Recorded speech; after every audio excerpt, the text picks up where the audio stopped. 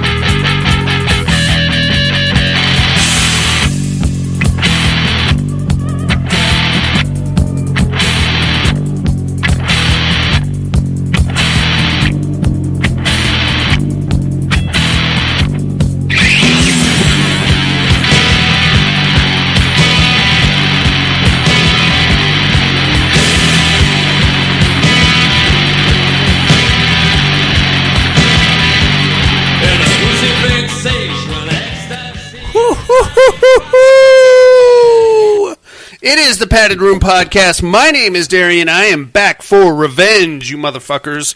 My main man, Dusty, is here. Hello, hello. What's going on, Big Dust? Oh, nothing much. Just loving this bit of fall weather we're having here. It's very fall outside. I like it. The leaves are turning. It's great. It is. It chilled right out. We got a nice cool breeze coming through. A little bit of rain. Mm-hmm. I'm down with that. Monica is also here. Now, what happens in places other than Phoenix, Monica, is about this time of year, the temperature drops. And we get, like, rain in there. I don't know if you're aware, but, like, leaves, like, fall off of trees. I know that doesn't happen in Phoenix. You just get... We've been able to open the windows at night for the last 3 days, so we're getting down to the 80s. Down to the 80s. Oh boy, she says. Are you still? Might have to put a sweatshirt on before too long. I was going to say, are you still going to get the mail in your bikini top? Because I mean. Pretty much. But it's my slightly warmer bikini top. So. It's the fuzzy one. It's the one with the guarded nipples so they don't stick out. Oh, shit. What's going on with you guys? Anything cool this week? Nothing here. I don't know, Monica. Did you have anything fun happen? Nothing for me. The state fair is here, so we're going to that Saturday, and the Fear Farm is open, so we're going to that too. Fear Farm. Ooh, that sounds fun. Pretty dope. Yeah. What happens on the Fear Farm, Monica? It's like the one that we went to out there at the that farm. Yeah. Yeah, but this one is they have like 8 or 9 houses that are different themed. Oh. So you actually get to experience all kinds of ghouls. Very cool. That sounds awesome. Very cool. And this year we're going to Tucson because they have a town called Old Tucson where they shoot all the movies. Okay. And they turn the whole town into horror-themed nights. So we're going to check that out this year. That sounds awesome, too. Yeah. One of my favorite memories of Andelin Family Farm was with the parole officer out there. That guy went from tough corrections officer to vagina like that. Literally, I give him, oh, fuck, oh. Was that in the corn maze? It was the corn maze, but there was like a dude, and he was dressed up like the Creeper from Jeepers Creepers, and he was on the not a crucifix, but like a scarecrow stand kind of deal. Right. And we came out of the corn maze, and he was sitting there, and the parole officer is going, "That's not a guy. That's like a dummy. That's just a dummy." And he's getting closer and closer, and we're all going, we think that might be a dude, man. No. That's just a dummy. It's just he's getting closer and closer, and of course he gets like a foot and a half away, and then bam! Oh goddamn! Oh! I think he is still recovering from that. Might have lost a couple beats off the old ticker on that one. And probably a fresh pair of boxer shorts. Yeah. Right on. Well, we got a horror show to get into here, folks. We are about to close out Tom Atkins month here in the Padded Room. Bonus Tom Atkins month. Yeah, and jump right into our October Bloodlust. We got horror news, we got listener mail, all the usual stuff. I say we kick it off with a little horror news, inmates. Sounds good.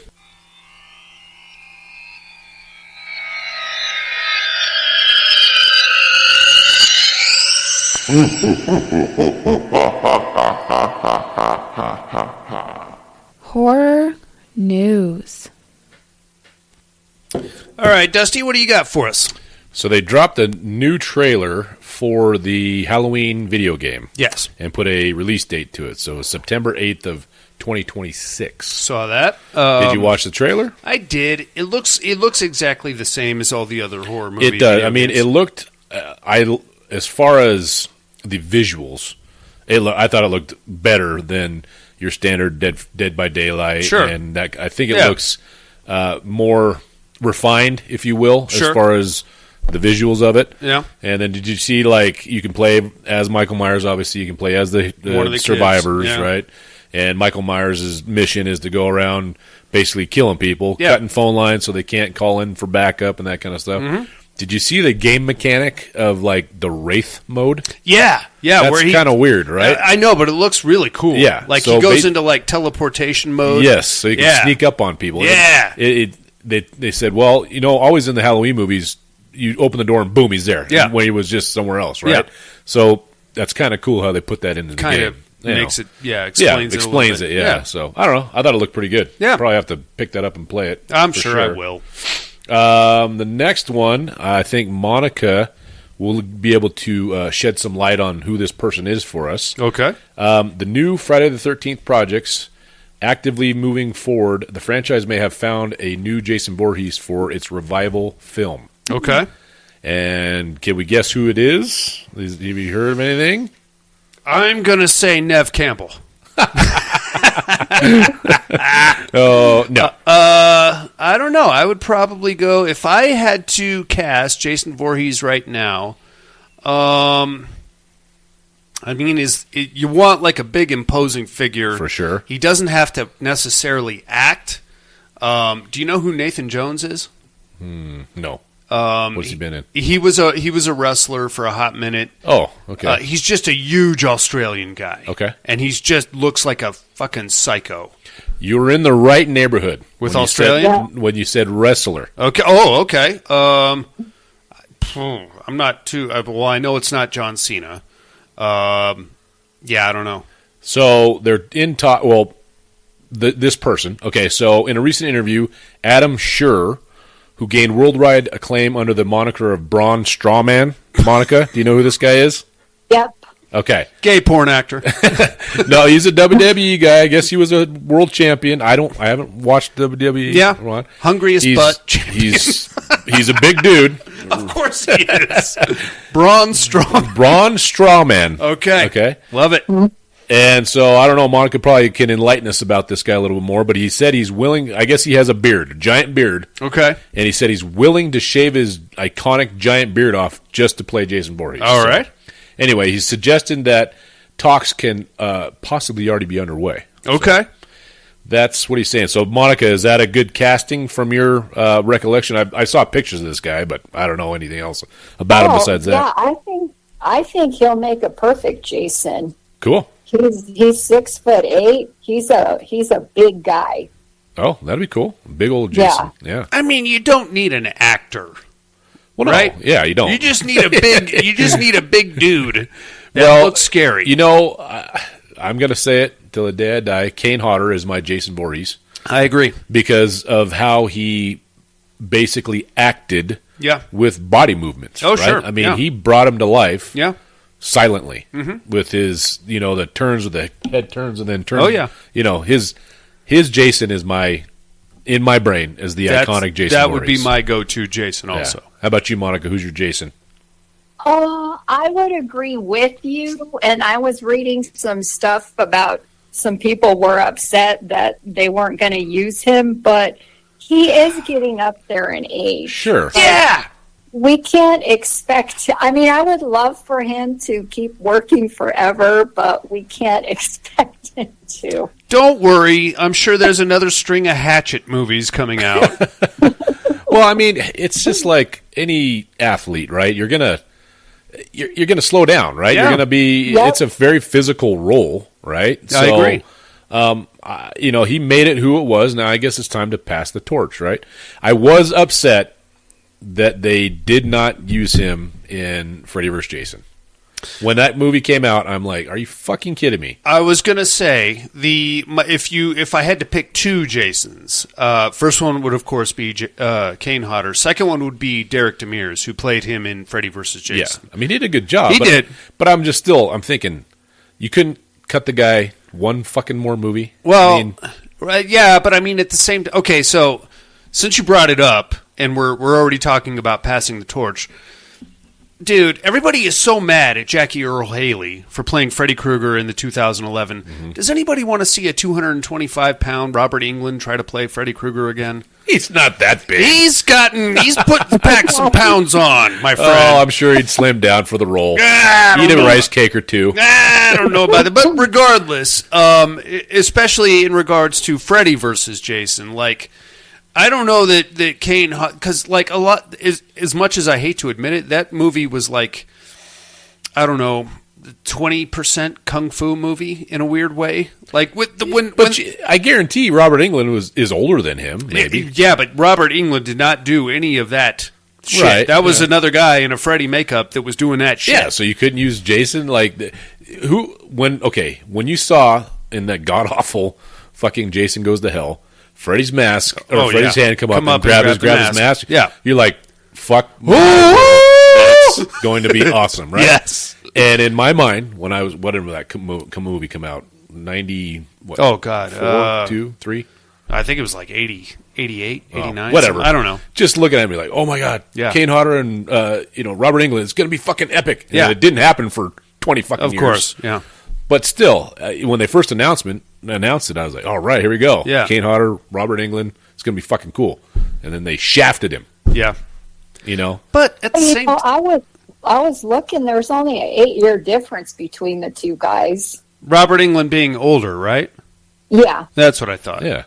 Yeah. So, but at the same time, like, Kane Hodder I don't know that he's going to pull off like the big, spinning wheel kicks and things like that. Well, the guy they picked, is Derek Demers. Yeah, he's a big dude too, but he's bigger. A lot younger and more athletic, I think. But I mean, I'm with you. I'm with you on that. I love me some Kane Hodder. Graduate of Sparks High School, by the way. No way. Yep. No shit. Yeah, I think that's where he got. No, he got his hands burnt in some Hollywood accident. Mm-hmm. Yeah. But yeah, man, serious. Wow. Okay. All right. You got anything else? Nope. That's it. Monica? I was checking out the new releases, and we got one for October 24th called In Our Blood. Have you guys seen this yet? Negative. So it's going to be a found footage movie, and it's got the cutie pie, Brittany O'Grady in it. The cutie pie? Yeah, she's pretty cute. No, I need to do a quick Google search on Brittany O'Grady. Hold, please. She played in Black Christmas. Oh, Black. Oh, not that new one. I don't think it was the new one. Because that was terrible, and I refuse to watch that. Brittany O'Grady. Yeah, this girl has long black hair. Okay. And so it's going to be about her mom and her meeting after a decade. And then mom goes missing, and then that's where the story picks up. Okay. So it's I'm thinking it's going to be supernatural, but I checked out the trailers, and it didn't really give too much away. Okay. So I was bummed out. But, yeah, that is coming to us on October 24th. That's exciting. Sounds good. Is it theater or digital release that we're... I think it's going to be, let me just double check this. It will be on streaming for us. Nice. So we don't have to go to the movies. Perfect. Okay. And that's all I got. Okay. I'm going to pause you and go shoot both of my dogs. Hey, I got a few things here, dudes. Have you guys heard of a little video game called The Cabin Factory? So basically, from what I'm gathering, it looks pretty cool. You work at a Japanese... You know how they have those prefabricated cabins that you can buy? Yeah. And they just kind of send you the parts and you build it wherever you want? Sure. You work in a factory, one of those, but every cabin that you turn out is a literal cabin in the woods. So your job is the cabin inspector, and you have to go and either exorcise the ghosts or get rid of the slasher guy or get rid of the zombies or whatever the fuck. They just come with the cabin. You just got to get rid of everything that comes out of this factory. I think it's like a cabin, like. Basically. Okay. You got yourself a cabin, you got a problem. Got a problem. What it is. Okay. So that's going to hit consoles and PC October 16th. I'm going to go ahead and pre-order that one because that sounds cool. Trailers look amazing. It's called what now? The Cabin Factory. The Cabin Factory. Yeah. Okay. I'll have to check that out. Yeah, pretty good stuff. Demogorgon popcorn buckets plus 150 different Stranger Things items are going to hit Target this week. Oh, because of the Season 5 debut? Yep, and it's October, or it's about to be October, so there's that. Very exciting. The Conjuring Last Rites hits digital next week with physical release next month. Has anybody seen Conjuring Last Rites? Yeah, the Red Queen and I went and saw it. What'd you think? It's fine. Another Conjuring movie? Yeah, pretty exactly. Much? There's nothing special about it. All right. It's fine. It's just a continuation on... maybe a little disappointing as it's the last one. You'd think they want to go out with a big crescendo, but I mean, it's just pretty meh. I guarantee you, entertaining. Like I said, it was worth a watch. But 10 years from now, they're going to kick out another one. Oh yeah, because that's what Blumhouse does, man. Yeah. Monica, did you see The Conjuring Last Rites yet, or no? No, not yet. Okay. What else we got here? This is very exciting. Burger King is rolling out their monster menu, ladies and gentlemen. Is that with the black buns that make your shit turn black? Give you a damn near heart attack. Yeah. Think, oh God, what the fuck is that? I'm bleeding internally. No, this time we have a jack-o'-lantern Whopper as well as vampire chicken nuggets. Okay. So, yeah, look out for that. I'm not a Burger King. I don't mind a Burger King every now and then, but nah. I could pass. And to be honest with you, did you guys ever see a movie called Cooties? Yes. Monica? Oh, yeah. Uh-huh. Remember that opening montage where they showed you how chicken nuggets were made? Yeah. Gross. Yeah, never have. No. Funny enough, though, I have no problem getting those for my kids. The Dino Nuggets from Costco? Yeah. It's basically ground up sawdust and weird chicken fingernails and beaks and elbows, gizzards. Yeah, all the parts that don't get used for anything else. Gross. One step above dog food. Yeah, pretty much. Yeah, but hey, Deacon, Daphne, help yourselves. Sure, easy to make. Throw them in the air fryer. Barbecue Dinner's sauce. Done, man. Love it. Yeah. And that is all we got on the horror news, ladies and gentlemen. I think it's time for some listener mail. All right. Okay.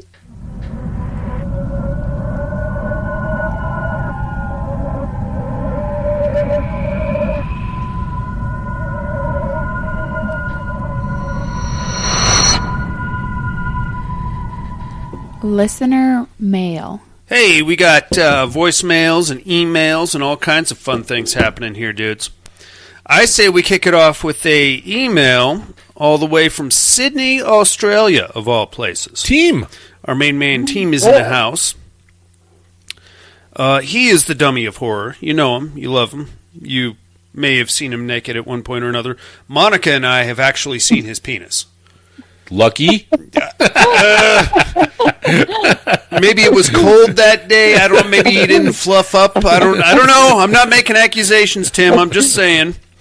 He actually emailed us twice, it looks like. The first one came in Wednesday, which was the day after we recorded our previous show. Subject line, fish people. Uh-oh. Yeah. Uh-oh. Yeah. Monica, Tim, fish people. Did you screw up and did you fuck around and leave the D-man hanging? What's up, guys? Hope all are well. I'm running late here, so I hope I made it. Terradome, fuck yeah, give me the fish people. Uh-oh. I stayed with you, Darian. That's all I got. Much love. So that would have put him over the top. We would have had a win, Tim.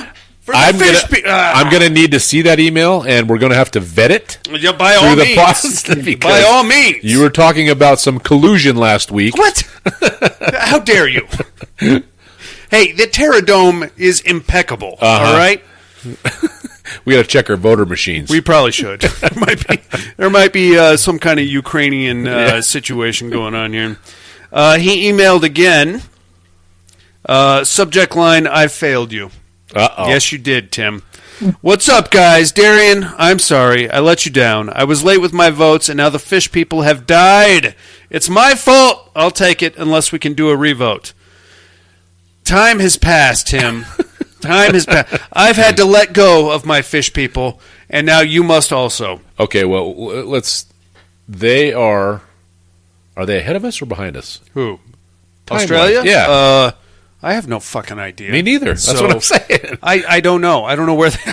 So did he get it to us on Tuesday, but it was actually Wednesday? Well, it was our Wednesday, so no. Right. So no, it doesn't count. I'm not going to do the math. Hey, I don't even know why I'm trying to, give you a chance here. Bring the fish people back? I'll do it. No. I'm just trying to be fair. Pterodome this week. Man, I like the Firefly family, but it's the Nazis winning here. Damn. Darian, are you Halloween? No, I am not. That's all from me this week. Much love. P.S. Only joking. You're when evil lurks. That a boy, Tim. Man, that movie is fucked up. The scene of the mum eating her son's brains. My God. Yeah. Much love. Viva la fish people. Tim says. Poor fishes. Just to let you know, they are already at Wednesday. Right now? So they're ahead of us. Okay. So he actually did. He was 2 days late. He was 2 days late, dude. So, no, he Tim, didn't email you till Thursday. He probably listened to the show, and then he was like, oh, no, fish people. And, well, okay, sorry, I didn't get the fish people. God damn it, Tim. We could have had it, man. Fuck. There's always next year. It's true. Rookies don't last long anyway. My beloved fish people. It's fine. It's fine. We got some voicemails coming at us. All right. Let's kick things off with our main man in Alabama. Alan's in the house. Alan. Added room, what's up? Hope everybody's What's doing up, big well. dog? Let's see. Pterodome, give me the zombies. Yep. Let's see what else. A couple weeks ago, went and saw Bruhia. That was a badass show. What is Bruhia? Is that a band? Mr. Darian, you are where evil lurks. Yes. I can't believe I didn't get prom night last week. I know I said graduation day, but I said anything. It's like, it can't be that obvious. It can't They're be the prom same night. fucking movie. Let's be honest, Ellen. They're the same what am I movie. looking at? Let's see. I watched the new Superman. That was fun. I heard good things. I went back and watched Halloween 3. I've always liked that one. I heard silly things. You were talking about the end where, it ended on that cliffhanger. Yeah. In the novelization, in the original script, he doesn't shut it down. It ends instead of just going to black or whatever.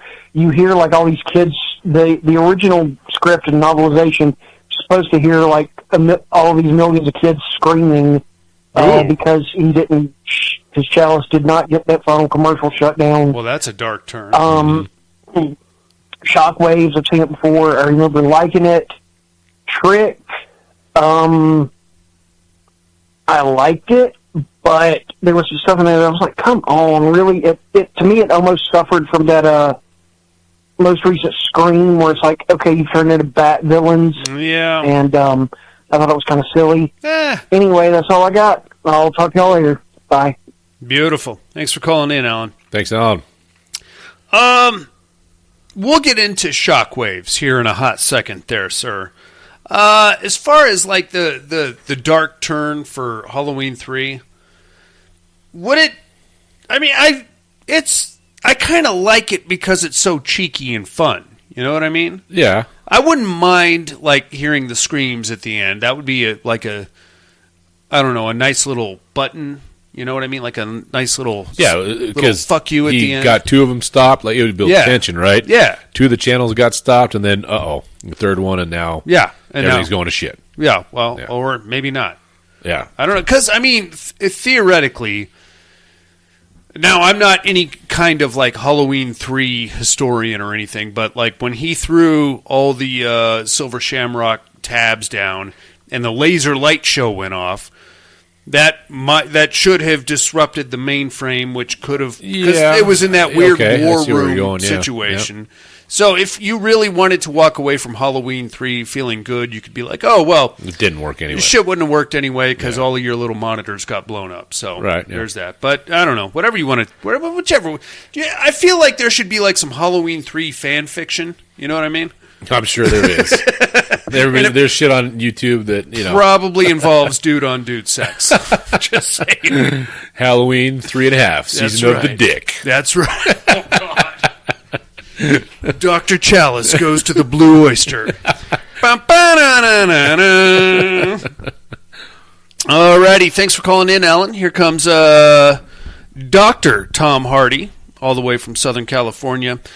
Heyo! Heyo, padded room. How's my favorite degenerate this week? What's up, big dog? I do hope everyone is doing well. Hey, wanted to We're good. real quick. I got to address something from last week. Okay, what's on your mind? That fucking Rob Zombie and Spider-1 are related. I believe they are brothers. And how the fuck can that be? They don't have the same name. Oh, it would shit. be fucking like shit. Spider Zombie or Rob 1. Man. Don't you know how that shit works? Rob 1 Zombie? I hate to correct you on this They shit could have there, different but dads. Come on, man. You True. gotta do better than that. Phil Zombie and Fred 1. On the fucking educating department, what do we got here?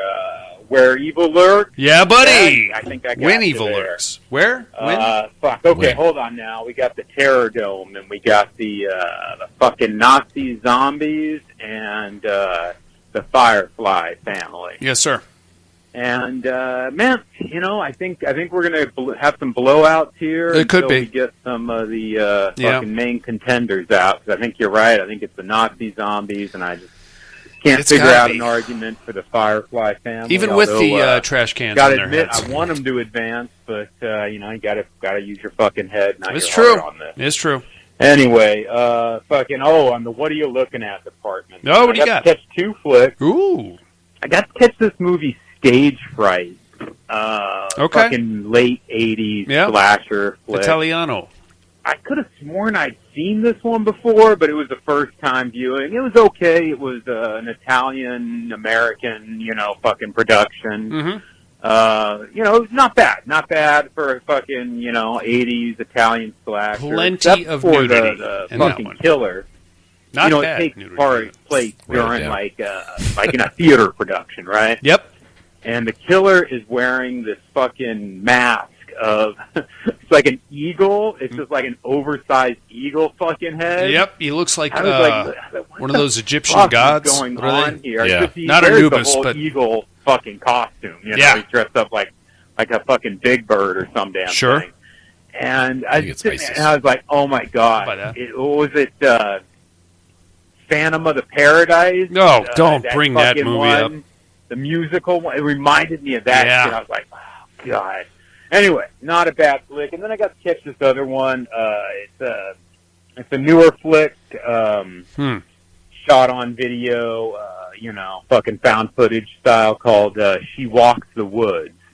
Oh, yeah. And not bad, I mean, it's a cheap Kind of a found Skinwalker footage, situation. So you kind of know what you're getting, you can't be, surprised when the special effects aren't that great or there's a fucking trying to figure out why the acting's so bad. Anyway. It's bad. Not bad. I'd It doesn't say matter. give it a shot. Uh-oh. Oh, GP, Tom Hardy. Wow. Yeah, a lot to say this He week. did, son of a gun. I'm sure he's going to regale us with a full 3-page review of She Walks the Woods. G motherfucking P. You knew it was going to happen, man. Hell yeah. It's okay. Anyway, I will not be cut off, man. Mm-mm. That's all I got. Love you like family. That's it? Bye. You called back just to say That's that? some dedication Okay, right there. I'm into that. I Love like you too, it. Tom Hardy. Love it. Thank you very much for calling in, sir. Right on. He brings up a bit of a touchy subject for me, and Monica, you might agree with me on this. Have you ever seen The Phantom of the Paradise? No, I don't think so. It is a bananas disco musical rendition of Phantom of the Opera, but it's so early 70s disco / classic rock. It's I can't even. And like if you go to like any of these horror sites or any of these fanzines or anything like that, people are singing high praises of Phantom of the Paradise. Oh, Now, God. I'm not a musical guy by any stretch of the imagination, but I can tolerate one when I have to. Sweeney Todd, it's all right. Repo, the genetic opera. I like that one because I like the music. It was like a weird techno-industrial thing. But like when you trying to make a horror movie a musical, I'm not scared. I'm not going to be scared. There's choreographed dancing involved. So that's whatever. I pass. Yeah, whatever fright level you thought you were going to bring me is gone. Yeah. It just ain't happening. No, that's horror for teenage girls. Teenage girls, or maybe people that don't really want to.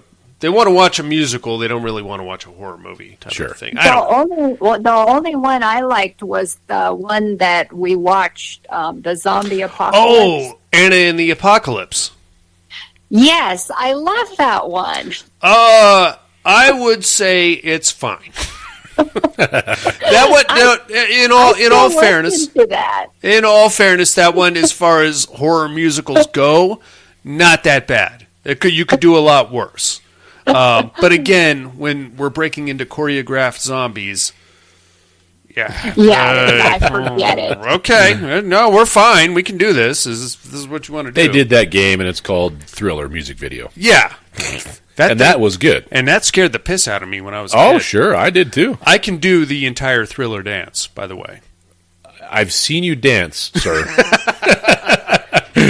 And I know you try your best. You give it a good college try. I'm burning calories but out there's here. Not a lot of rhythm over here from the D-man is what I'm saying. I am a white individual. I'm Caucasian. I don't know if you're aware of that.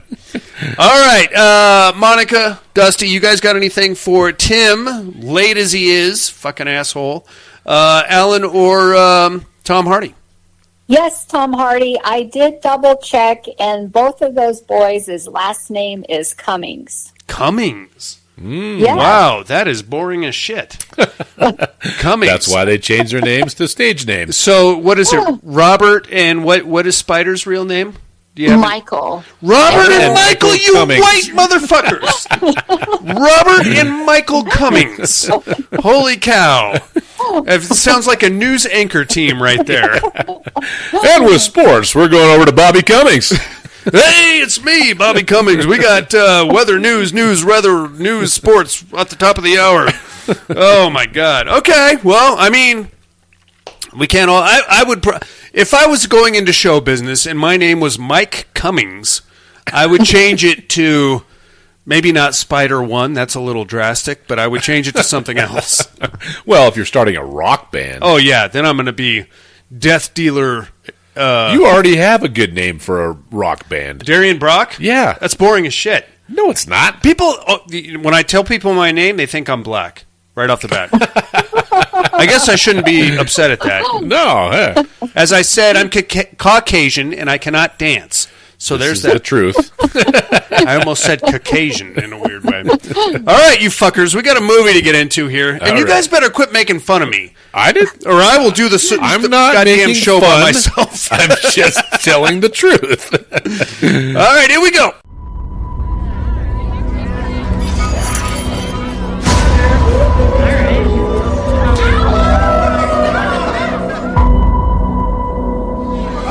Come on, your turn, sir. People want a monster that they can fear.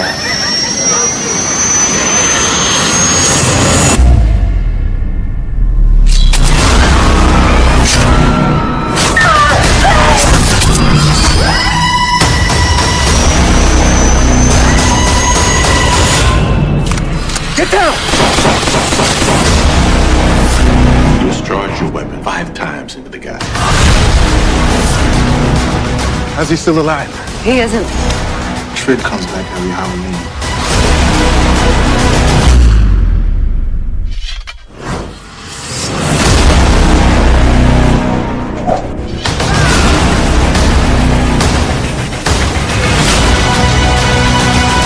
I've never been a believer. But this is just pure evil.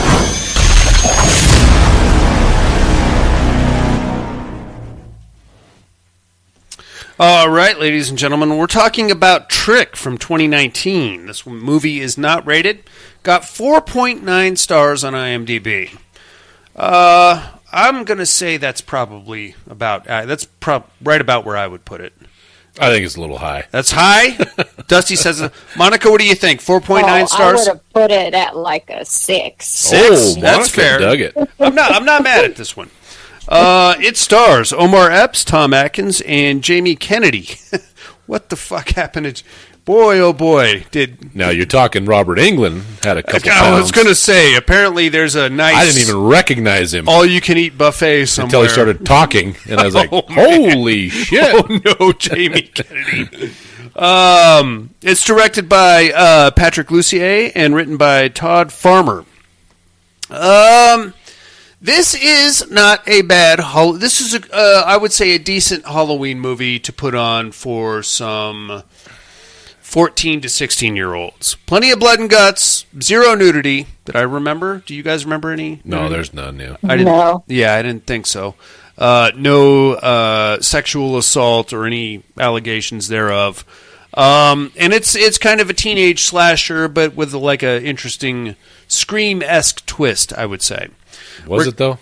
We're going to get into that. I mean. Yeah. Oh, well, I mean, I like certain aspects of this, but we'll get into that in a second here. So we're going to start off in Benton, New York, 2015, I think, is where we started.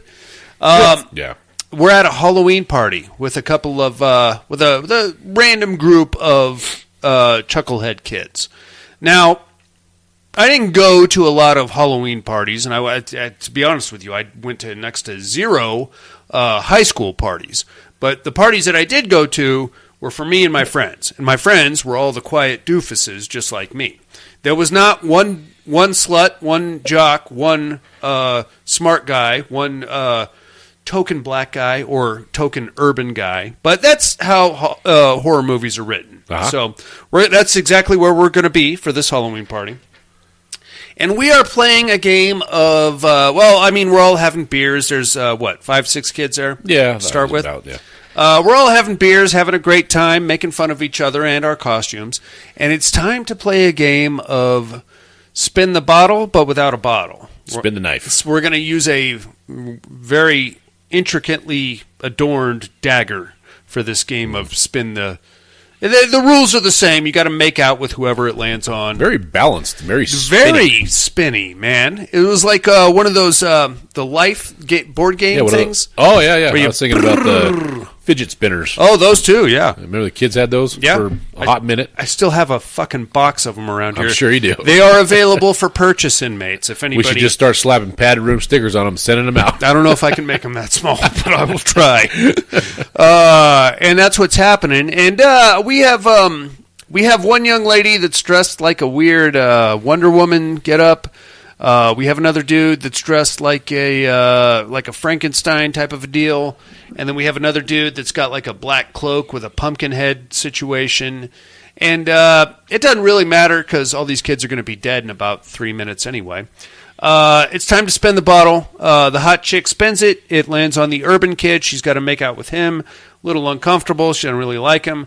And now it's time for our quiet kid in the pumpkin head getup to spin the knife. And he spins it, and it lands on the exact same urban kid. And no, it landed on the jock dude. Oh, was it the jock dude? Yeah. He's like, jock douche. I gotta kiss this guy. And he's like, well, you don't have to like deep tongue him or anything. Just give him a little peck, and then we can move on. So like, all right, I guess we'll do it. And then the quiet kid like puts his mask on, so there's no actual lip-to-lip contact. And right before they're about to go in for a smoochy smooch, the quiet kid picks up the knife and shanks the living fuck out of the jock kid. Now, from there, we go into full-on Mortal Kombat mode. This quiet kid with his knife is like a goddamn ninja master. He's flying around the room, shanking the living piss out of everybody. The girl in the zombie Wonder Woman deal gets up and hits him with a fire poker, and that takes him down for a hot second, and then a couple of other kids jump on top of him. All in all, I think like 4 or 5 kids actually died that night, and the other kids managed to detain the quiet dude while the cops came and got him. The one girl stabbed him with the poker. Yeah. And he was basically incapacitated. Put him down, and then that's when everybody else jumped on him. Here comes the cops. They arrest him. They take him to the hospital. Well, wait, we're not supposed to know that yet, though. What? Remember? We're gonna the one that stabbed him. We're gonna get to that as we roll was the on. one that kind of took credit for. Yeah, and to be honest with you, like that opening fight sequence. Well, it wasn't really a fight. That stabathon sequence. It was a little confusing to me seeing who stabbed who and when. Yeah. Because you just see like a hand grab the fire poker, and then he's stabbing some other dude, and then the fire poker goes in him, and he's stabbing another, and then he goes down, and then they all jump on him. The ones that are still alive, anyway. Okay, here comes the cops. We're going to pick him up. We're going to arrest him. We're going to take him to the hospital because he's got a fucking fire poker sticking out of him. They pull the mask off him, and he's got his face painted exactly the same as the mask. It was like a weird pumpkin mask, and underneath he's got like the orange pumpkin paint with like a weird Halloween toothy grin, sinister, almost ICP-esque kind of a thing going on. They're like, hey, man, you stabbed all those dudes. What's up with you? And he won't talk. So they go and talk to some of the survivors, and they're like, yeah, that's Patrick Weaver. We call him Trick. Now, I've known a few Patricks in my day. They're Pat. Yep. Or Patty. Yep. When I want to be a dick. I've never referred to a Patrick as a Trick. No, I have not either. Monica, do you know any Patricks? No, I don't actually. There's a guy I work with named Patrick. Tomorrow I'm gonna go in there and I'm gonna be like, what's up, Trick? I'm going to see if he slaps me or not. He's probably going to slap. What? Hey, fucker. That's your new nickname. Yeah, Trick. Deal with it, Trick. He might actually like it. That's kind of cool. Why didn't anybody else think of that? His name's Patrick Weaver. He's refusing to talk to anybody. We get a little backstory on this guy. We find out he was like one of the smartest kids in the school, and he had everything figured out, made the teachers look dumb. They go back to question... But he's only been there for like 8 months or something. Yeah, new kid. He's kind of a new kid, yeah. They go back to question him again, and now he slips the cuffs because he was handcuffed to his gurney, makes a big escape, kills another cop in the process, goes up to the roof, where our investigating detective, along with the local sheriff, I think, was Omar Epps FBI? No, I think he's just a local detective. Yeah. Okay. They chase him up there. They shoot him 5-6 times, and then he falls off the roof and lands in the river, and then his body is never found. No, he lands on the fucking road. Did he crawl in the river? He ended up in the river. But so he lands on the road. They go down there. He pulled a Michael Myers. They go down there, and he's fucking gone. Yeah? Okay. Yeah. So... Either way, well, they assume he goes in the river. Yeah. Because they're like, we never found the body. They watch the blood trail kind of go to the river. Yeah. They're like, we never found a body. And later on, they're like, well, he's frozen. He couldn't have survived the river. It's 32 degrees. Absolutely. Yeah. So now we're going to cut to a year later in a different small town, upstate New York, where another party is in progress.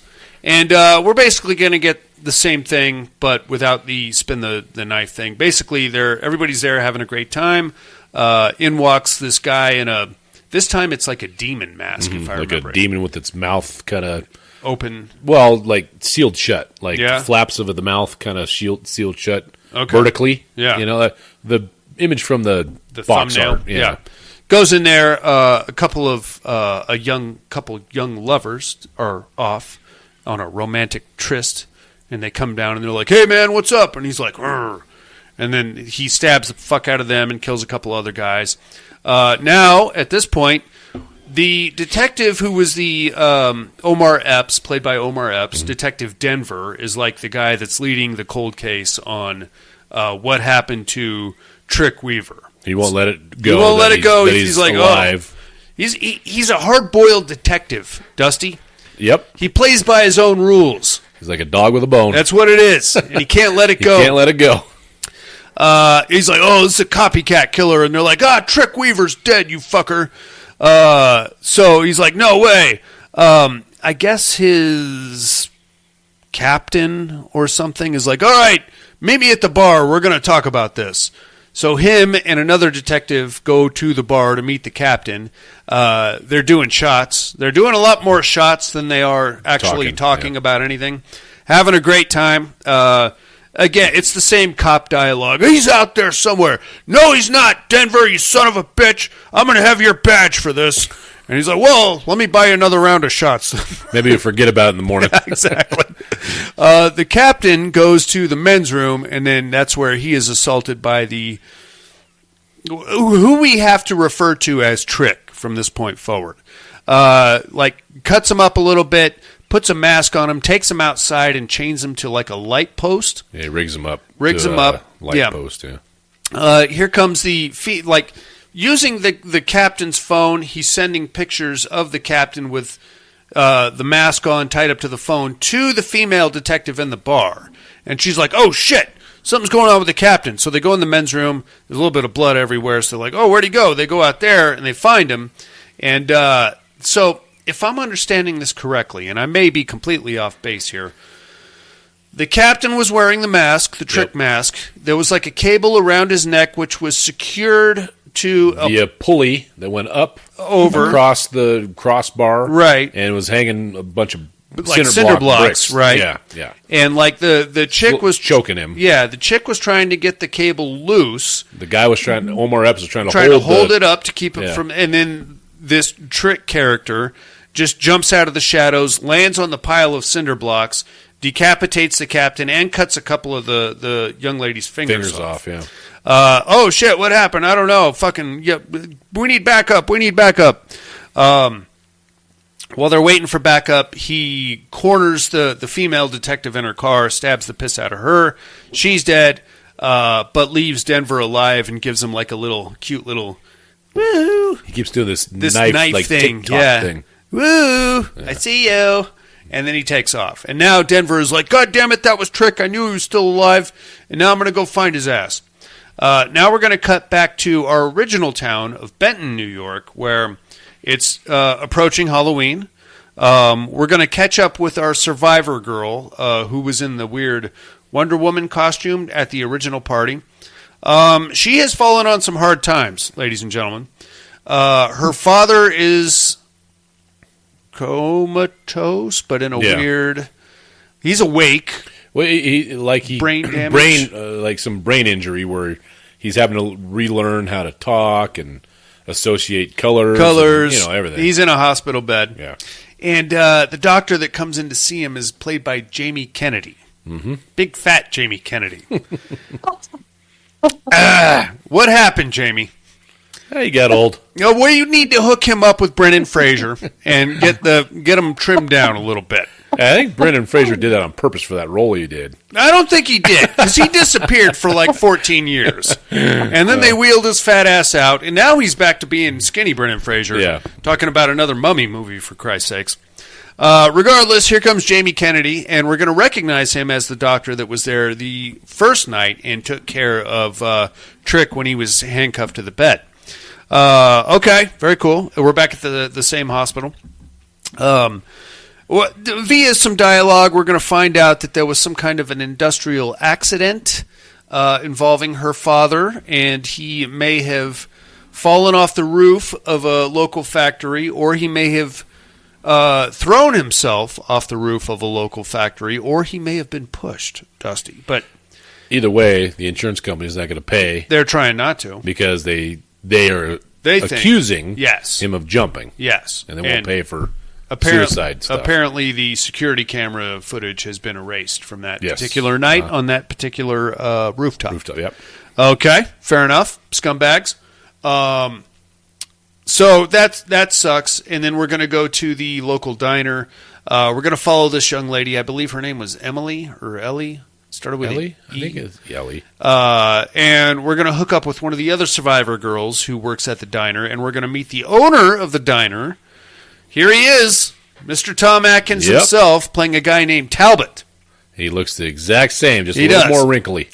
Why is he playing a diner guy? He should be a cop. Or at least a retired cop. Yeah. Try to come in and do some consulting. Yeah. Back in my day, I was chasing the Jersey Shore Ripper. If it was, I would have shot his ass in the head 14 times by now. What are you waiting for? With my Pittsburgh accent. He still does do some pretty good. He does. We're going to go hero stuff. We're going to jump to some very extremes here with us here in a second.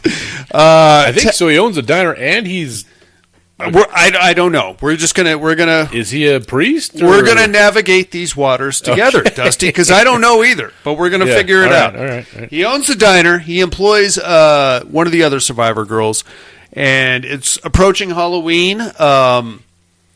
This time of year is tricky for these two young ladies because it's the anniversary of the Stab Fest, and that sucks for them. They're, I don't want to triggering time of year. Yeah, absolutely. They're like, we're not going out, are we? We're not going to party. It's no way. Well, the other girl has her two cousins, two little kid cousins. She's like, I'll take them to Talbot's thing. We find out that Talbot does like a Halloween extravaganza, which is pretty dope. Apparently, if I'm assuming correctly, he rents out the church and shows horror movies.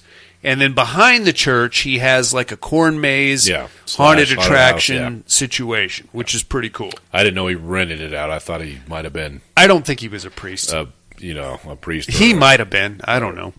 That's something we haven't seen. Tom Atkins as a priest. Yeah, that could be good. Get on your fucking knees and do a Hail Mary, you son of a bitch. I could see it. I could see that. He would look great in one of those little collar things. Yeah. His big, wrinkly old man neck now. And is still full head of luscious silver hair, by the way. There. Yeah. I'm not going to have that when I'm his age. Not even color, close. But it's all there. I'm gonna have more of a Costanza situation. Anyway, they're contemplating that. While that's going on, we have our detective, Denver, Omar Epps.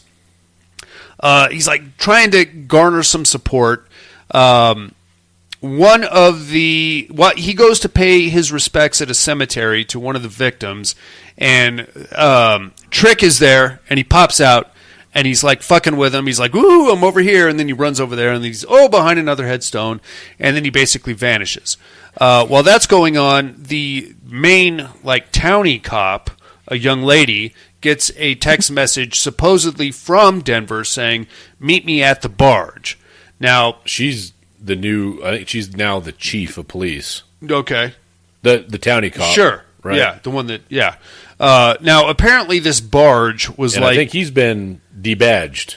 He might have been. He's basically... He retired? Well, I think it was you get the hell out of here, you're obsessed with this shit. Yeah, you're too crazy. Go be a security guard somewhere. Now, this barge was like the last known address of Trick when he was in high school. Mm-hmm.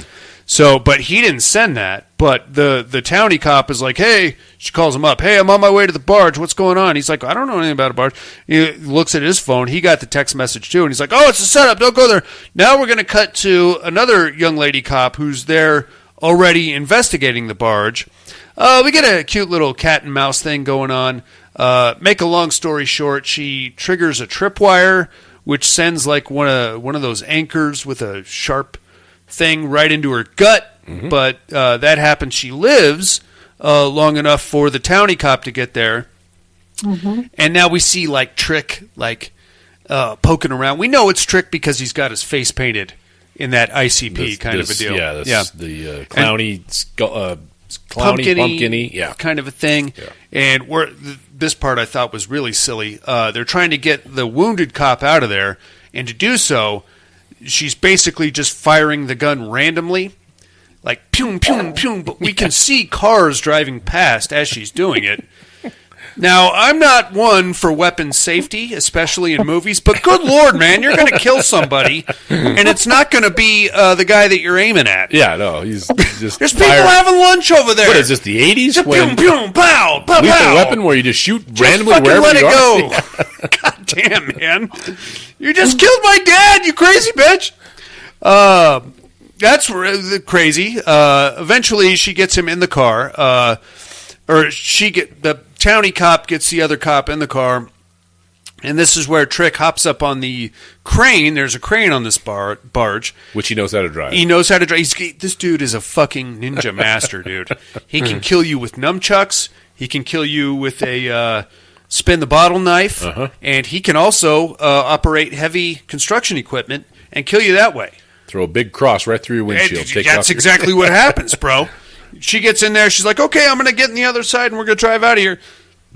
Trick is on the crane and whipping that son of a bitch around like a fucking nunchuck and smashes it right in the car and basically decapitates the young officer. Yeah, she was already gut cut. She was. I wouldn't have made it anyway. I think he was more upset that he didn't kill her with the booby trap. Yeah. It's like, shit, that was supposed to go a lot deeper. But this will be fun, too. Yeah. Swing a headstone from a crane and take her out that way. I mean, you got to be use 2 traps today. You got to be awesome.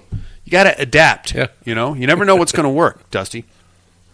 All right, well, now we're really all pissed off because now we got a dead cop on our hands, and now we are going to shoot right to Halloween night. Excelente.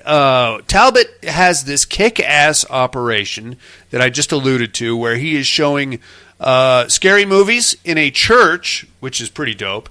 And then behind that, he's got like a haunted attraction / corn maze going on. Everybody in the town goes to this thing. I guess all the proceeds go to charity, which is awesome. Except we have a band of fuckfaces that I'm going to say, I think they have to be at least 22, 23. Yeah, right? I think this is 4 years after high school. That's what he says, yeah. It's the same. They're still wearing their Letterman jackets. Yeah, wearing their Letterman jackets. You fucking losers, Monica. Yeah. Oh, my God. Get a job. You peaked in high school, my friend. And you cannot let that go. And they're driving a Scooby-Doo van. Dude, yes. Hey, but that van paint job was pretty badass. I want to see the inside of that thing because that thing looked pretty dope. That is a goth shaggin' wagon if I ever saw one. Roll that thing up to the strip club on a Saturday night. Yeah. Oh, you're getting your dick sucked. Yep. No way around it. All the pierced ones are going to come out like moths to a fire. You play some typo negative. There you go. Open those doors. Roll out the condoms. It's a plan. It's going down. Let's go. We're going right now. It's Troy, the guy. So apparently Troy has taken all the credit for stabbing Trick initially because it wasn't really Troy. It was Ellie. But everybody is like heralding him as a hero, the guy that stopped Trick from killing the rest of the initial party. And he's there with his bros, and they're all like cheersing him, and hey, Troy did it, Troy, yeah, let's go, Troy. And then they're like, well, what are we going to do now? Now, they're at a bar, and they're drinking beers and doing shots and stuff, so good for them. We have to assume they're over 21. Now, I guess there's really not a lot else going on in this town on Halloween other than Talbot's attraction. Yeah. So we gotta go to Talbot's, blood and guts, let's go, yeah! And then they all like slam a drink, and then they all go pile into the Scooby van and go hauling ass over to Talbot's. Now here's okay, all right. I've been young and broke, sure. But I'm sure I could cobble up the $8 to get into Talbot's to watch the scary movie. Fuck. These fucking cheapos. Yeah. Oh, my God. Between the 6 of them, they come up with the $8. And they send Troy in for a ticket for one. Yeah. And then Troy is going to sneak around the back and let the rest of the clowns in the back door. Back fire exit. Yeah, it was like a second-story entrance. And then they're going to sneak in and watch the scary movies that way. Classic sneak in the theater move. When you're 12. Yes. When you're 12. When you're 12, 13, sure. trying to sneak into an R-rated movie. Yeah. Okay. And you and your buddies are trying to get into. Yeah, not when you're 22. And, so you buy a ticket to Lion King. And then you go into T2 and open the back door and let your buddies in. Yeah, or you pretend like you got to go to the bathroom, and then you come around. These fucking clowns, dude. That's exactly what happens, but Talbot is on to him. This part was a bit much. Troy goes and sits down in the church and starts watching the opening credits of Night of the Living Dead. Then he sneaks up behind the pulpit into the office up to the fire exit. And he lets his boys in, and they're like, yeah, we're going in. And Talbot is waiting for them with a shotgun. Holy shit, Tom Atkins. He takes his charity dollar serious. Obviously. Yes. And he's like, now one of two things is going to happen. You're going to make a charitable donation, or I'm going to call the cops. None of that involves shooting anybody, sir. Let's all just chill out. They're like, oh, shit, okay, so they all empty their wallets, and now they're allowed to go into the movie. Great. Outside, Ellie and her friends are walking around through the corn maze. We get a very cool little sequence of Trick basically following them and killing off the scare actors as they go. Pretty cool, pretty good. The kids that the friend brought with her, like, kind of wising up to this. They're like, I don't think that guy's really... I think that guy's really dead, is what I'm saying. Maybe we should get out of here. And, oh, no, that's their actors. That's what they do. And they keep going, and then eventually, this is when the cops are like, oh, shit, he's probably over there. And we get, like, a little they're kind of doing some Scooby Gang action. They go to Trick's old house, which is now abandoned, and they find it's all decorated with pumpkins on the inside. And they're like, what the hell's going on? And then they see like a bunch of newspaper clippings about Talbot's, and he's like, oh, that's where he's going. So they haul ass over there as Trick is killing off all the scare actors. And I got to tell you, I liked this movie a lot more the first time I saw it.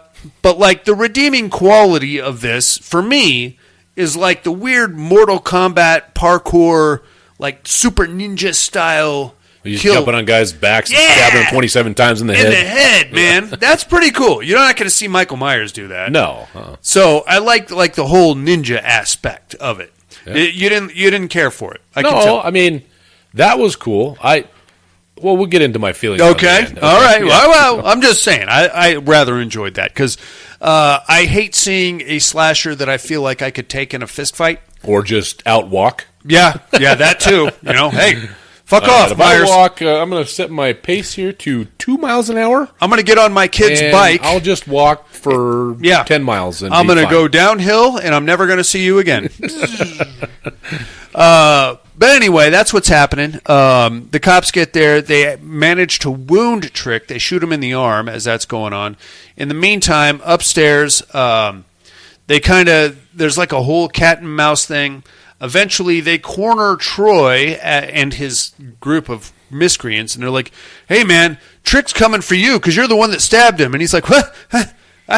Me? But I stabbed him? Yeah,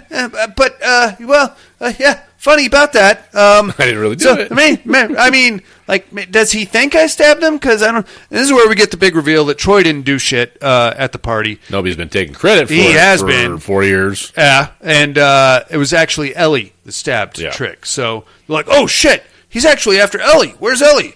I just passed her in the corn maze over there with her friend and the kids. They're like, go running, hauling ass over there, find her. Okay, great.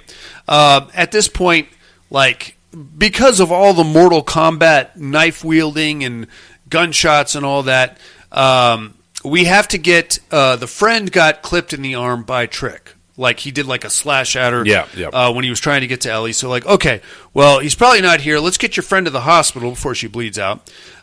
They take Ellie and the friend to the hospital. And this is where we get a wildly out of place, totally not appropriate for the moment, like cathartic moment between Ellie and her dad, where she's like, Dad, I miss you. When Mom left, she left me too, and I don't know what I'm going to do, Dad, without you. Okay, now's not the fucking time for that, bro. You know? And you're being pursued by a serial killer. Yeah, and you just happen to be in the hospital with your dad because you brought your other friend. Clearly, but you could have had this conversation anytime in the last 9 months to a year, maybe even longer. And you should have, because what we find out later. This is bad writing, is what this is. And it's pretty stupid, actually, now that I think about it, because there's no reason for her to have this conversation now. This harkens back to the Scream 6 conversation between Jenna Ortega and the reason that Dad left is because I found the diary and he was cheating on Mom. It's all my fault. Look, what the fuck are you talking? There's a guy with a mask chasing you with a knife. Why are we doing this now? Yeah, you're crazy.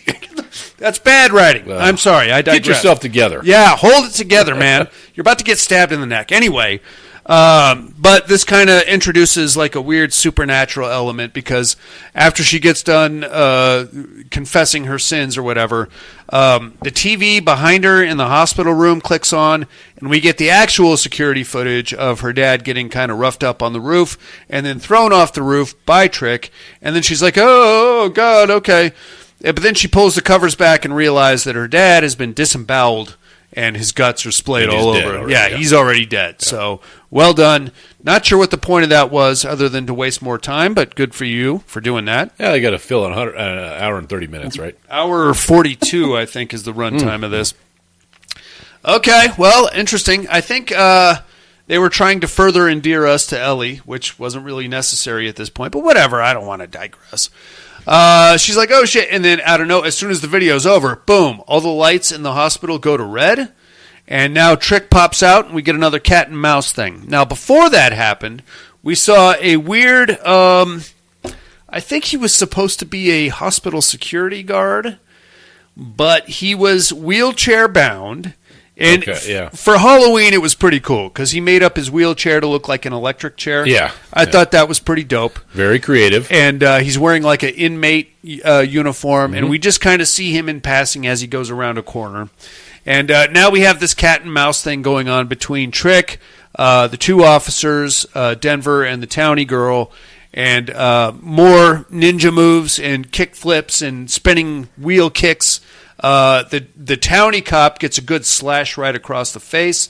Denver pursues Trick up into the parking garage, catches up to him like on the upper level. Oh no, actually, it was in the window. It was in the upper level of the hospital. They go up to the roof. That's right, where Trick he's actually captured Ellie, and he's got her strung up, and it looks like he's wanting to do like some kind of black magic thing going on. Because there's like that big circular with all the... There's like weird math problems on it. Yeah, I didn't get that whole... I mean, whatever. I mean, once you find out... Yeah. Maybe they're a... We're getting there. But it's a whole thing. And Denver's there, but he's been wounded and he's kind of laid out. The townie's there, but she's been wounded also. And Ellie's there, but she's strung up like on this crucifix thing. And here comes Trick, and he's... dancing around, parading the knife, and then Ellie's like, spin the knife, you fucker, I don't care if I die. So he spins it. I believe it lands on the townie. He goes up to stab the townie, but at the last second, Denver pops up and like rushes him, and they both go flying out of a window and land on the top floor of a parking garage and smash into a car. Denver's okay. But Trick is like... No, he's pretty not... I mean he's busted been stabbed a couple times, and he's not okay, but he's not dead. He's more okay than Trick is. Sure. Because Trick like looks over him, and he's like, oh, it's so cold. Oh. And then he just kind of loses consciousness and appears to die. And then Denver like rolls off the car, and he's like, oh, he gets on the radio. One Adam Nighter, I got him. I finally got him. And a couple of other cops rush up. But before they get there, unmarked van rolls up. And this is where we kind of get the big reveal that there's more than one Trick, because the Trick that fell out of the window was actually one of the dude bros from the bar. Yes. And now here comes like four other Tricks. And one of them is taking the knife and like flipping it. And we recognize her as the bartender from the cop bar. Cop bar, yeah. And then we, I think there was another Trick that was like... There's two more cop Tricks. There was one cop Trick, and then there was like an EMS that's what it was. Trick, yeah, I think. Yeah. And they're like, yeah, we're all Trick. And at the last minute, the guy in the wheelchair rolls down, and he's like, hey, my name's Patrick Weaver, and I started this whole thing because we need supernatural evil. It's the only thing to make things scary. So it was ridiculous. No, Mr. Bond, I expect you to die is what's going on. Terrible reasoning. I don't. Whatever. It's stupid. It's like, okay, so you wanted to start a cult? Good for you. Okay. Yeah. Sure. That's fine. I'm down. But this whole thing where we have to stop before we make the big kill and explain everything, again, bad writing. Yeah. And we're going back to 1940s westerns. That was what the villain did. Yeah, he didn't even give good explanation. It's just they tried. They like. How do you? And he's so charismatic that he's getting followers But this guy is boring as hell. This guy in a wheelchair, he's like, you need to believe in a supernatural evil because one guy is just a crazy guy. How? I don't know. Some guy rolls up and he's like, hey, you want to kill a bunch of dudes on Halloween with me? Sure. That sounds fun. Yeah. What? I got nothing else going on. Sure. Fucking stupid. All right. Well, so there's like four Tricks. One of them's a cop. One of them's a bartender. Basically innocuous characters that we've seen throughout the movie. All right, that sucks. A couple of real cops roll up, and they're like, hey, get back, get back. And then we get the big reveal that the rookie cop that we saw get his ass kicked is actually also another trick. So he's like, it's me too. And then he kills one of the other cops. We're thinking at this point that, what's his name? Denver is pretty much done for. But the good news is that he's right there at the hospital. So some other cops come. They save Denver. The other tricks grab the dead trick and haul ass out of there in their van after giving this very long-winded explanation. And then we cut to the hospital the next day. Or later that night, right. Dr. Jamie Kennedy is running around. He's like, well, we got to... your Officer Denver not looking like he's going to make it. The other officer got shot in the face. He's definitely dead. And he's basically just delivering all the bad news. And our townie cop has been slashed like across the face. He's trying to wrap her up. In the meantime, we're going to cut to, I don't know, a couple of days later where our surviving tricks are all having like a meeting in a field. And they're like, okay, well, that was great. We got to get ready for next Halloween. We should probably get to another town. And here comes trick number 17B walking across the field, and he's got the original pumpkin mask on, and he's got like a couple of suitcases, and then he gets in the van and they drive away. And last scene of the movie is him taking the mask off, and we realize it was Jamie Kennedy the whole time. Yeah. Son of a bitch. And we get a little snap back to him like handing the original trick the handcuff key after the initial party. Yeah. And that's pretty much your movie there, gang. Uh-huh. What'd you guys think of Trick? Meh. It felt to me like they tried to squeeze a whole franchise into an hour and 40 minutes. I mean, it felt very rushed. I agree. Here's Halloween 2015, 2016, 2017. Yeah. It keeps growing, and then the explanation of why they're doing it is just ridiculous. I felt like this was supposed to be a starting point for a franchise. Right, but it also felt like we're gonna give you the whole. We're gonna give you like history, a trilogy, backstory, trilogy, right in one movie coming at your face. So I think the pacing was a little off. It was a little hurried. Yeah, it felt like. Monica, what'd you think of Trick, babe? I have to say I love this movie up until the ending. You don't like the ending? I that, and I hate that because I'm noticing there's so many good movies, and the writers don't know how to end them correctly. Stephen King syndrome. And this is the same thing. I love all the killing, and I thought about this too when I was watching it. I was like, how would Darian and Dusty feel if one day I was just like, hey, you guys want to go see what it feels like to kill someone tonight? Let's go. What are you guys going to say? Like, no, or somebody would say, yeah, let's go. But how do you get all these people together? I would present you with a list, Monica, that I've been refining over curating. Yeah, I've been, you could work your way off the list, but I'm glad you brought that up because I have some paperwork here, Monica. I'd just like to run you through some propositions. It's a couple of ideas I had. Yeah, is that what happens? We're just sitting around going, well, we're bored. That's why I didn't understand it. Is so the explanation he gives is my takeaway from the explanation, and I realize I'm reaching on this, is that people need something to be afraid of that isn't just other people. So they've created this cult or gang or whatever they are. They've created this supposed supernatural entity called Trick, and they're leading people to believe that it's some kind of Michael Myers zombie. Because it had basically a following. Yeah, Trick, I mean, there's all those people. Ooh, which town is he going to hit this year? Yeah. Like on TikTok or whatever they're talking about. Yeah, right? YouTube. So YouTube. Yeah, so he's got this fan following, and so. I don't know. I think that was what he was. He wanted to give the world a gift of fear, but not of just crazy people, of something much more frightening. Yeah, supernatural. And now, does that make sense? Not a whole lot. I mean, no. I get what they're going for, but what is that? How does that help anything? What are we doing? You act like it's some kind of a noble cause to go out and kill random people on Halloween under the guise of some supernatural entity. You're going to make people afraid to go out on Halloween, so good job on that. But I don't know what the benefit of this would be for anybody. No. So go fuck yourself. Yeah. Yeah, but so I did like the kills. I liked it. Apparently, there's some kind of martial arts training class that you have to go to join the Trick family. So have to know how to do 2 backflips onto the neck of the guy and 27 stabs and then backflip off. And you have to do it in like 3 seconds flat. That's right. So you got to cut down the carb. No more pizza and beer. You got to lose some weight. Get on the treadmill there, fatty Bobatty.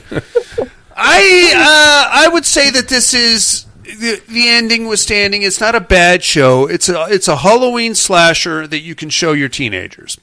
There is blood. There's guts. There's some violence. Decapitation. Some fun little kills without any sexual. There's no nipples. I looked. Very hard. Yeah, I did. Very, very hard.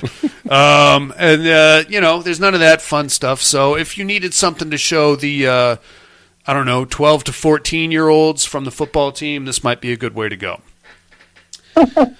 Alrighty. I think it's time for us to take a little break, and we will come back with some other stuff, muchachos.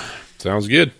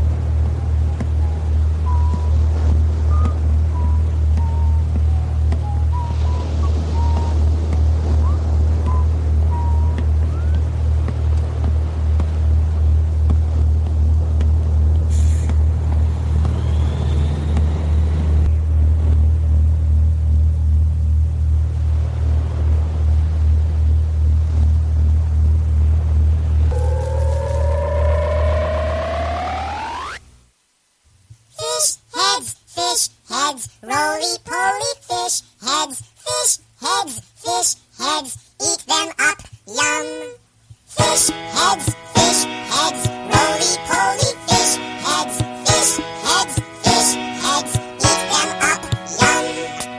In the morning, laughing happy fish heads, in the evening, floating in the soup.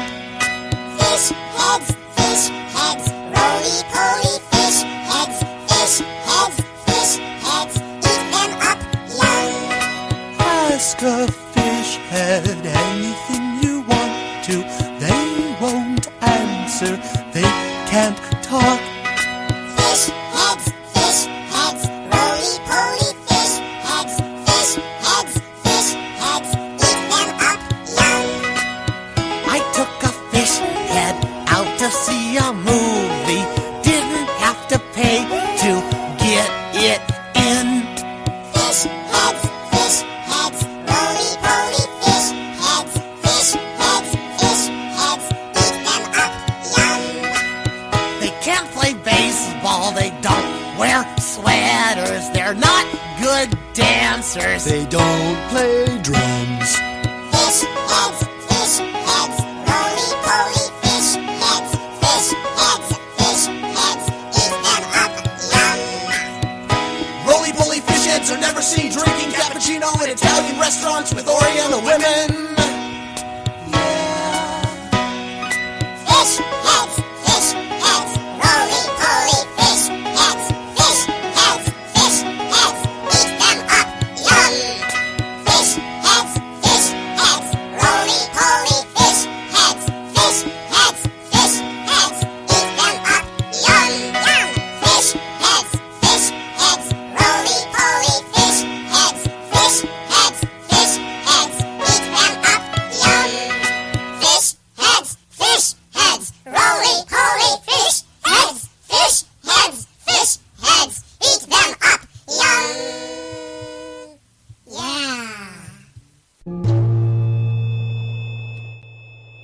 Hey inmates, if you like what you hear, head over to the Padded Room Facebook group and support us through the Patreon link with a small monthly donation.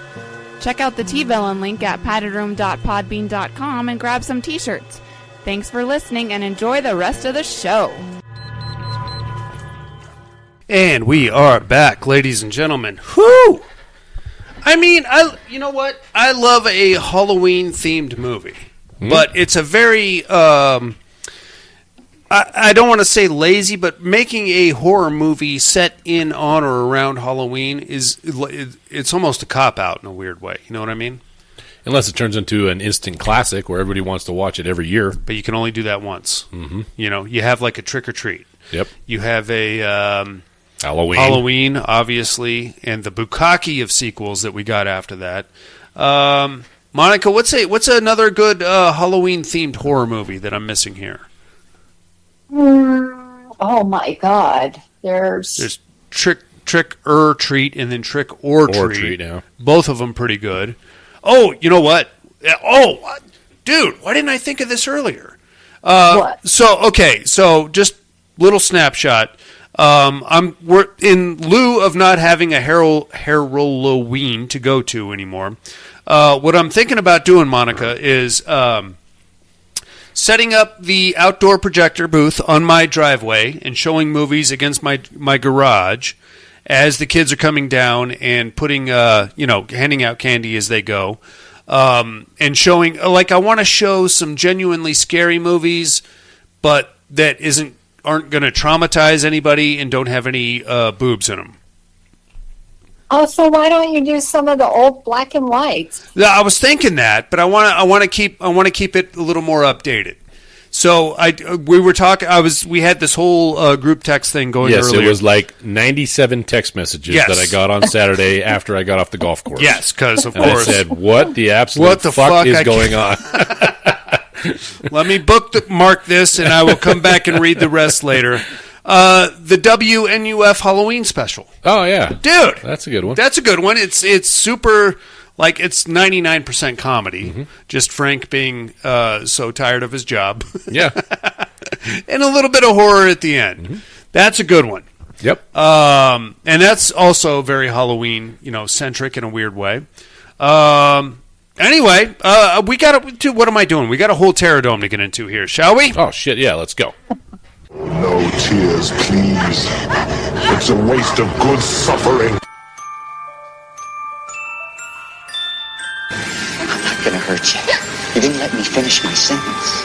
I said, I'm not gonna hurt you. I'm just gonna bash your brains. I'm gonna bash them right the fuck in. I'll kill you all. I'll drive you crazy and I'll kill you all. Worst dream come true. 6-year-old child with this blank, pale, emotionless face, the blackest eyes, the devil's eyes.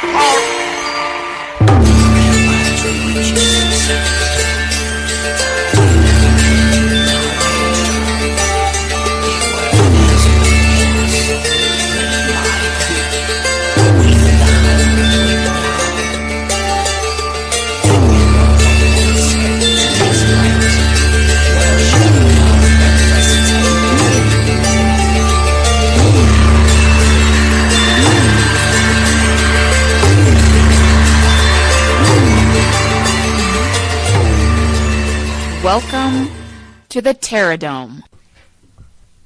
We're going to kick things off with last week's winner, ladies and gentlemen. We had the Nazi zombies versus the Firefly family, which is a mouthful to say, especially after. I think you're only going to have to say it one more time. Thank God for that, because I just had myself a Elysian Punkacino coffee pumpkin ale.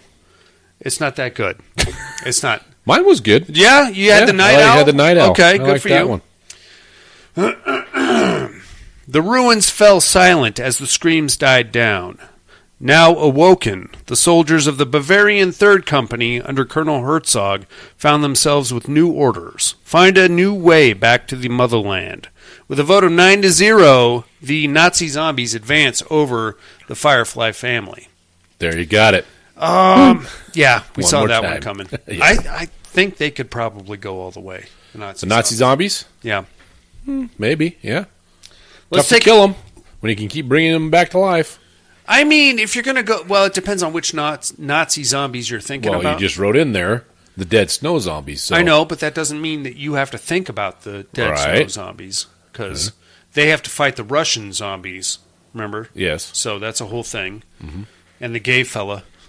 Remember the gay... Yes. Well, hello, Mr. Ugly Face. All right, let's take a look at this week's matchup, shall we? We are in the Asylum Conference Round 8. As usual, inmates, bear with me. I'm not much of a writer, and I'm slowly sailing away. Death. More to the point, the act of killing. Murder was the final taboo. A drug so forbidden that it was warned against in the Holy Bible. They just don't know what they're missing. This was the night for them to get their next fix. They'd done their due diligence, driven a couple of states over, found an upscale house in a secluded neighborhood, carefully plotted and planned the attack, and awaited the prey to arrive. Tonight's drug of choice was an old man, his grandson, and his hopefully-to-be fiancé. The young couple pulled into the driveway and began unloading massive trunks from the back of the truck, then returned to help the old man inside. This was Dollface's cue to disable the truck. Blondie had already cut the phone lines, and the games were about to begin. As Baghead approached the driveway, he read the sign on the side of the truck. Andre Toulon's Traveling Puppet Show. We have The Strangers versus The Killer Dolls, ladies and gentlemen. Monica, what do you think of this one? Oh, God. I am taking my favorite, The Killer Dolls. Okay. Now, I wrote this with the Puppet Master dolls, yeah. puppets in mind, but there are a lot of Killer Dolls movies. And I didn't want to get us into, like, Child's Play territory. Well, he's only a single one, right? We're doing teams competitions, so correct, be but we group, can, right? We can get into Chucky and Tiffany. That's a duet. I okay. mean the Puppet Dolls. Okay, okay. The original, the very first cast. Okay. I think I have to agree with her. Yeah. I mean, in latter movies, if you think about The Strangers, they're just a bunch of miscreants. They're not too bright. They're thrill killers. Yeah. And like I think their greatest move was when they got Scott Speedman to kill his best friend, which was a stroke of genius, I would say. Yeah, no, I'm going Killer Dolls. All right. What do you think, Dust? Oh, should I be the voice of dissent? If you feel it. I guess I would probably, if I had to choose, no logical explanation, I'd have to go probably Puppet Master Dolls just for nostalgic purpose. Okay, and I think that they probably would outnumber them. I don't know. Those little fuckers figure out ways to sneakily kill. That's true. But, go ahead, and remember, the strangers, they're people. They're going to fall asleep at some point. And the dolls, they don't sleep. They are thrill killers, which kind of leaves them vulnerable to a certain point. My whole thing about Killer Dolls is grab that son of a bitch and punt him into the next neighborhood, and you won't hear from him for months. But at the same time, if you're dealing with like a more than 3 or 4 of them, you don't know what you're dealing with. They're gonna gang up on you and take you down. Oh yeah, and there's some of them are like Pinhead. He's a strong fucker, like 6-shooter. Mm-hmm. Jesus Christ, he can blow you through a wall. Yep. That guy with the drill bit on his head. Oh, fuck off. The lady that spits out leeches. Yeah. Mm-hmm. Okay, well, that's your Pterodome matchup for the weekend, mates. Killer Dolls of your choosing, whichever you prefer, versus The Strangers. Let us know your votes by next week if you have time. Mental health hotline, of course, is area code 775-387-0275, or get us your email votes, mail@paddedroompodcast.com. While you're contemplating that, we're going to tell you what movies we got to watch this week in a little segment called What Are You Looking At, Bitch? That was rude. I didn't need to. I'm sorry. You're not a bitch. That was a little. I'm sorry. I'm a little aggressive. You had a couple pops in you. You're getting a little feisty. I'm sorry. Yeah, you're right. I apologize for the bitch. But still, what are you looking at, you fucker?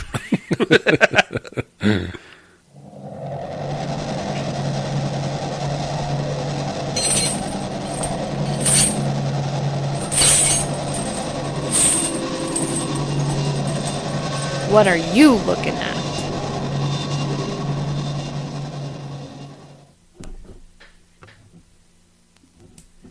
So I got a few movies in this week. Are you guys up on the poo-niverse? No, I've seen the first one. Okay. I didn't watch the second one. Monica? What is it? The poo-niverse? Winnie the Pooh, Blood and Honey. Yeah, I watched 1 and 2. The two Winnie the Pooh movies. Yes. I saw that the Peter Pan one came out. Is that what you're going into? I think 2 is gorier. Yeah. It is. I would say that I like 2 a little bit more, but that's neither here nor there because I jumped right into Peter Pan's Neverland Nightmare from 2025, which is now streaming on Peacock. I'm noticing a congruent vibe that runs throughout these movies. Okay, so this is dirty. This is disgusting. This is gross. Tinkerbell is now a cracked-out tranny. Okay. And they are living in this bananas trailer. He's a... I don't think he's a human trafficker, but he does kidnap kids and keep them and eventually murders them. And that somehow gives him his fairy... Eternal life or... No, it's like fairy dust. But, so he can fly? So, well, yes. Sort of. So, okay.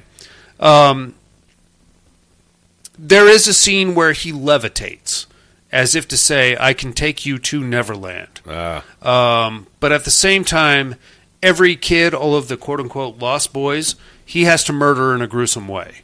So I think we are supposed to be led to the impression that, like, in the afterlife, like, it's a whole ass thing, dude. And Captain Hook is chained up in his basement, and he's kind of like the good guy in the equation. You know what? I'm interested. I'm down. Can I explain it? No. Is there any Easter eggs pointing Peter Pan to the poo-niverse? Not necessarily just yet, but I will say if you watch Blood and Honey 2, and Peter Pan, they all feel very, very similar. It's very dark and drab, and it's all English. It all takes place in England, and it's depressing in many ways. I'm interested. I'm going to say I'm interested. It's worth a watch? It's if you've seen the first 2, I will say it's worth looking at. Okay. So there's kid stuff, so watch out for that, and tranny stuff, and a lot of gross trailer stuff.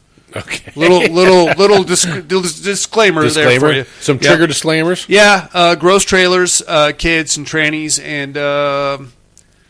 Yeah, I think that's about it, really. All right. So there's I don't have any trauma from any of those 3 things, so I think I'll be okay. 2 out of 3 for me. Okay. But I'm not going to say which 2. What else did I watch here? House on Eden. This just hit Shudder. It's a found footage.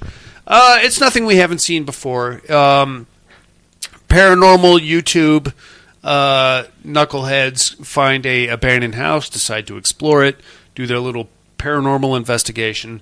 We do get to see some senior citizen nudity towards the end. And what was this called? Let me. You want to write this down? Yeah. It's called House on Eden. All right. Love them flappy jacks. There are some flappy jacks and flappy everything else to go with it. Just kidding. It's fine. It's standard found footage fare. Very cheap, very bad acting, a lot of shaky cam. The ending is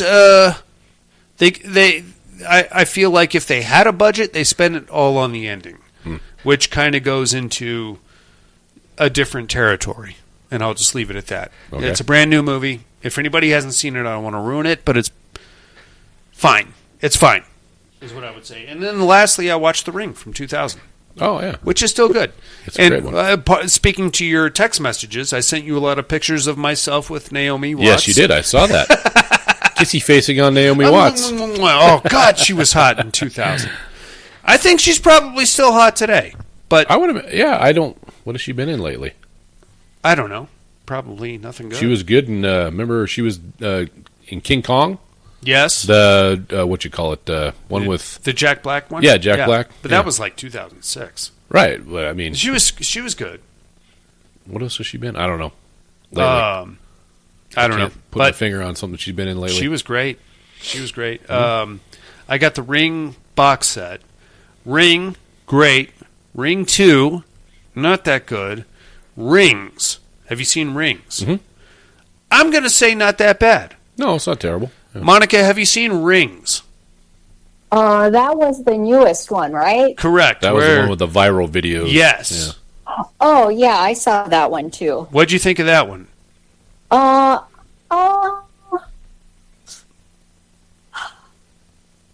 thought it was okay. It gets a little cheesier for me. It does, but it's an interesting twist because if you're watching the original Ring in like 2012, you think to yourself, well, if you just keep making copies and just keep kicking them out, then you're good. And that's exactly what this college professor says. He's just, okay, I got this group of students. We're all going to watch it. We're all going to make copies. We're all going to put them out there. And we'll just keep going in perpetuity, and everything's going to be fine. And that's exactly what happens. But, of course, it backfires in the end. But I kind of like the idea that, you know, you take like some of our favorite horror franchises from when we were kids. And we watch them now as adults, and we think, well, just kill all the zombies in the shopping mall, and then you're golden. Yeah. Yeah, but now you make a sequel to that movie, and they do that, and they find a new way to fuck you up. And that's kind of exactly what happened in Rings, which I dug. So I was not at all mad at Rings. I was much more mad at Rings 2, which I thought was crapola. I probably would agree. I haven't seen 2 or 3 in quite a while. I think Ring 1, we watch it probably every year. Yeah. My daughter went as Samara last year. Loved it. She was great, by the way. It was for Halloween. It was awesome. I don't know what kind of stretches she did to get into those contortions. She's just last year she was a 13-year-old child. Yeah. They're very bendy. Is that what it is? is? Like 45-year-old men. Okay. I was going to say, if she's got like a yoga mat or something, I can get on. No, just natural stretchiness as of children. I'm watching her going, oh my fucking back. Stop it, Addie, stop. Oh, God. That was good, though. Yeah, it was. It's. I would say it's not as bad as you remember, and it's definitely worth revisiting. Rings. Okay. Yeah. That's all I got. Dusty, what do you got? Busy week. So we only had time. Or I only had time for one. The wife, the kid, and I watched The Burbs. Oh, first time she's seen it. The kid. Yeah, and she loved it. That's a good one. That is a good one. That's a good one. Oh yeah, I love it. Yeah. I own it. I said, I can't believe I've never showed you this before. I'm a terrible father. Who is your favorite character in The Burbs? I go back and forth between Bruce Dern, dude. Bruce Dern. The arms dealer across the street. That's what I'm saying. Lieutenant or his other Ed, his fat neighbor. Yes. Whatever. Yeah. I don't know. I like the arms dealer because everyone. Yeah. Satan is good. Satan is our pal. You're chanting, Ray. You're chanting. No, you're chanting. What? Huh? No. Oh, no way. Look, the incubus, the succubus. Like, just saying. It's a great movie. I think it was probably 4 or 5 years ago. Jason Harrell walks into this house with a bag of pretzels and a can of sardines, and he goes, "Sardines." And my wife and his wife are going, what the fuck are they doing? And I was like, oh, yeah, sure. And then I grab a newspaper and start going, right on, man. I got to show my kids that. I don't think they've ever seen that. They got to watch it. Hey, Ricky, get this lame-o out of your yard. That kid's a meatball. Get out of my yard, lame-o. That's great. Right on. Monica, what do you got this week? I only watched one movie, too. I watched the brand new Astronaut. What is with that?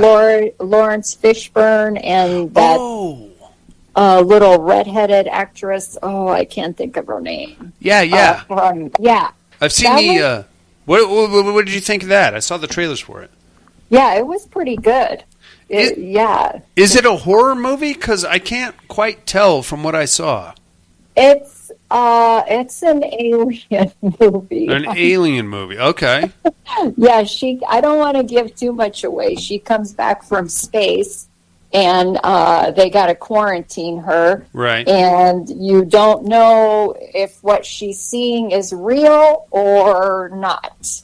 So that's all I'm going to say. Yeah, that's kind of what I gathered, is it looks more like a weird psychological drama situation, like, I don't know, maybe she's being oppressed or something, but at the same time, like, everybody's treating her like a second-class citizen, but maybe she's got something, or maybe she doesn't. Maybe, I don't know. She does. Okay, I'll just leave it at that.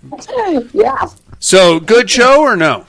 Yeah, oh no, I give it thumbs up. Okay. I think you guys will like it. Okay, it's got my curiosity, I'll tell you that. Yeah, I'll check it out. I'm always into the alien sci-fi stuff. Yes. What'd you find that on? Was that the pirate ship, or was it on something else? Oh, I watched it on the pirate ship. Okay. Oh, fuck. You're going to have to wait 9 months. You're going to have to wait for a while. Unless you want to watch it with Swahili subtitles. There you go.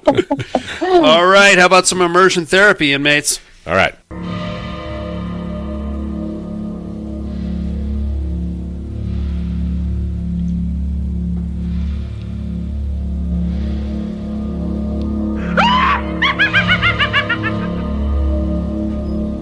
Immersion therapy.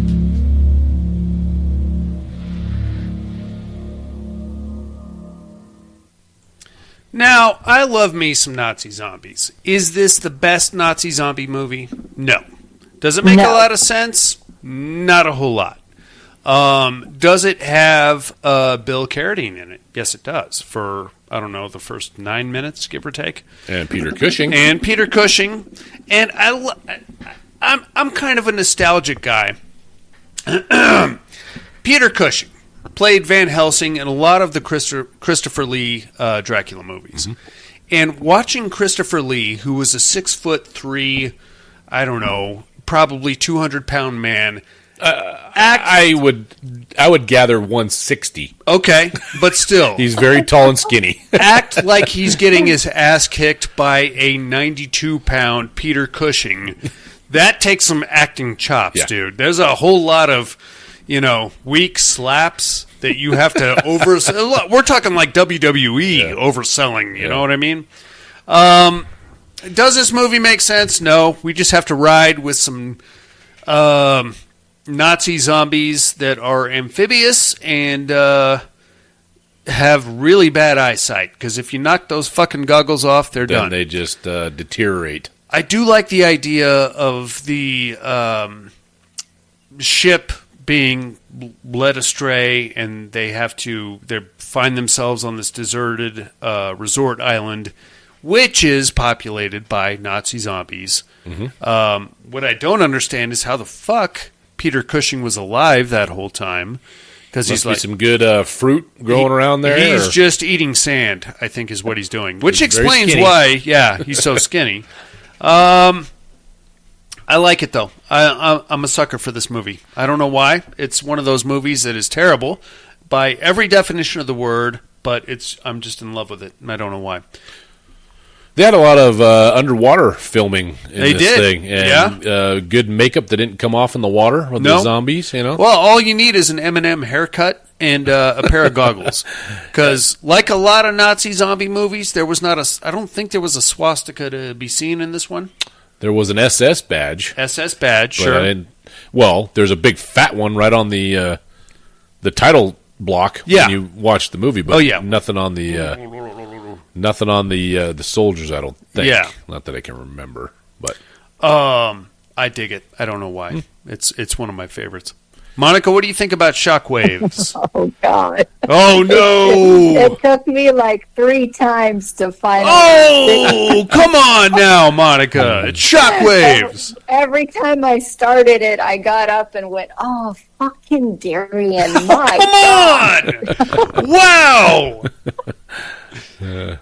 Like I said, it's not good. I don't know, dude. We just have this luxury of loving movies that we know are bad, and that's kind of part of our horror lineage that we can do that. So yeah, I guess each one of us has one. Yeah. So yeah. I'm not watching fucking Poultrygeist, so just put that right out of here. I won't watch it either. Oh, really? You turned a corner on Poultrygeist? I'm over it. Speaking of musicals that don't make any fucking sense, there's one for you right there. All right, ladies and gentlemen. Now I've got a movie that I would like you guys to watch. All right. It is streaming presently on Tubi. It's a bit of a concept film. Oh, boy. The name of the movie... That... When you have to preface it with that never bodes well. Well, it's an interesting concept. The name of the movie is called Moosehead Over the Mantle. Okay. All right, I know it sounds ridiculous, but hear me out. And I would like to get... I dig this movie, but just for the originality of it. What we're looking at here is a house that was... very aristocratic when it was originally built. It's like a sprawling mansion, and what we're going to do is follow the lineage of this house as it goes from sprawling mansion to still a mansion to dilapidated, kind of abandoned for a couple years, to crack house to flop house to family inherits it, tries to restore it, but the entire movie is shot from the perspective, literally, of a moose head over the mantelpiece. Okay. Just check it out. Is it 15 minutes long? No. Oh. No, it's a full hour and a half. It's streaming presently on Tubi. Okay. I would like to get some... I dig it, just for the originality of it. Because we see a lot of... we start off... Well, I don't want to ruin it for you, but we go through like an entire timeline of this house as it goes from aristocratic... Winchester-esque in a little bit, in a weird way, and then kind of as the family starts to fade from the riches, it goes from there to like a weird. There's like a criminal element where they're scamming people, and then there's like a more criminal element where they're bringing people there to rob them. And then it sits abandoned for like 25 years. And then the new family, which is descendants of the original family, comes in. They try to restore it, but there's a bunch of weird shit happening.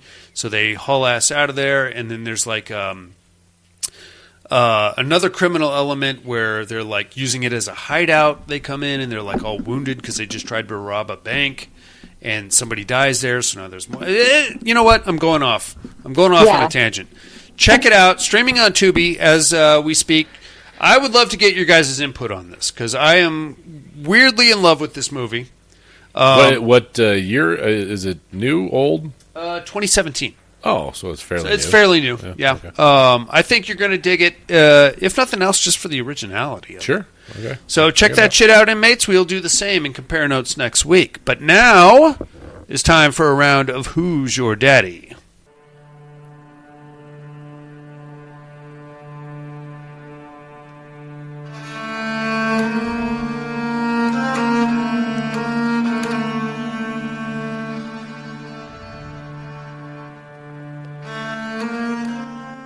Who is Daddy? First, my clues from last week.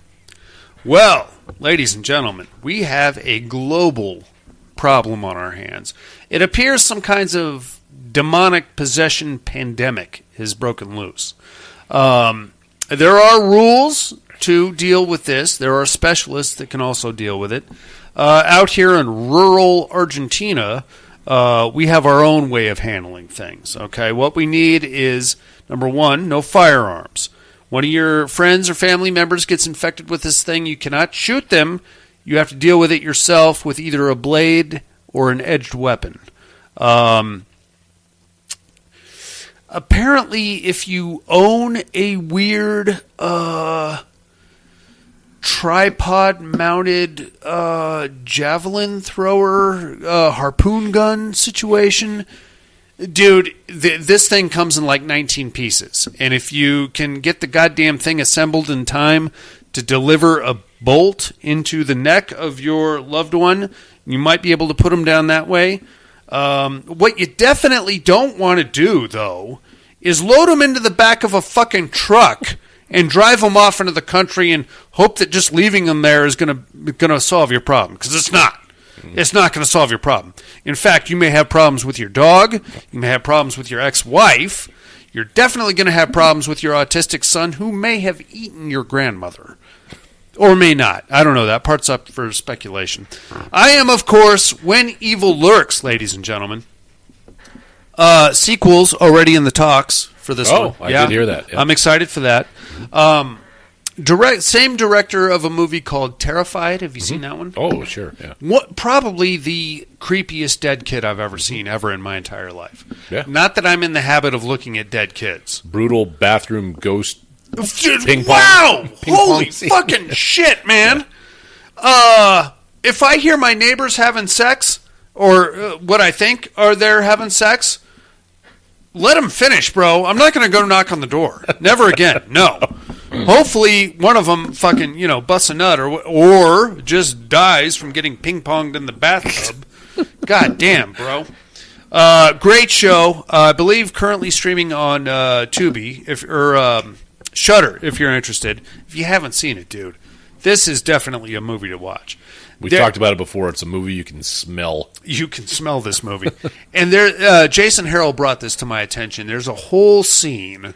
Are you guys familiar with the goat controversy revolving around this movie? What's that? Okay, so have we all seen When Evil Lurks? Yeah. Monica? Yeah, I've seen it. Okay. Do you remember the part where they go to the goat farm? Yeah, and the goat's staring at him. The goat, she shoots the shotgun, and all the goats run away except for the one. Yeah. So, according to what I've read online, and Jason Harrell brought this whole thing to my attention, right before she delivers the coup de grace to her own face with the axe, there is a scene where she is looking at the goat, and the camera is behind her and peels up over around her head. So the way that you see the goat from that angle, the goat either has to be at least 4 to 5 feet tall, or standing on its hind legs, or maybe propped up against the fence. Okay. But either way, whatever you're looking at there is not a goat, because it can't be. You cannot get that perspective from the scene right before it, where the goat is just staring at her. Yeah. It's way down low. Uh-huh. But when the camera comes over the back, it's basically eye to eye with her. Yes. So whatever is looking at her in that scene, while it has goat horns, and you can see that from the perspective of the back of her head, is standing at least eye to eye with her. Okay.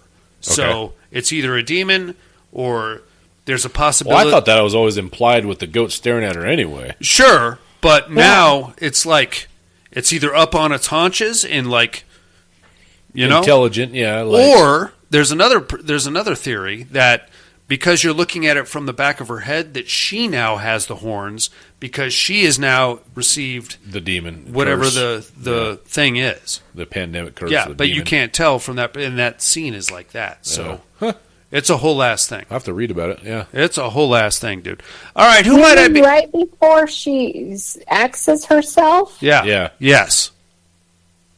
Oh, I'm checking out that scene right now, and I never saw the goat behind her. No, it's in front of her. The camera is behind her. Or was it? Okay. Was it the guy? The goat is dead. Yeah, it had to be the guy. Okay, because he actually shoots the goat, doesn't he?